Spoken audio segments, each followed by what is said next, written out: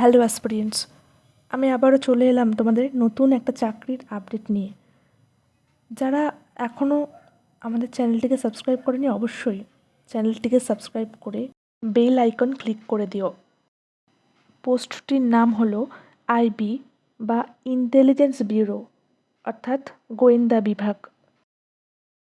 2559টা vacancy আছে। Selection হবে written test ও ইন্টারভিউয়ের মাধ্যমে। টায়ার 1 ও টায়ার 2তে কোয়ালিফাই করলেই ইন্টারভিউতে ডাকা হবে। এলিজিবিলিটি ক্রাইটেরিয়া হলো যে কোনো শাখা থেকে গ্র্যাজুয়েশন কমপ্লিট করা থাকতে হবে। কমপক্ষে 44,900 টাকা স্যালারি, আর এটা official website. General, OBC, EWS male প্রার্থীদের জন্য প্রসেসিং ফি ও অ্যাপ্লিকেশন ফি ধরে 550 টাকা টোটাল ফিস লাগবে। এছাড়া এসসি এসটি ফিমেল ক্যান্ডিডেটদের জন্য অ্যাপ্লিকেশন ফি লাগছে না, শুধুমাত্র লাগবে প্রসেসিং ফি 450 টাকা।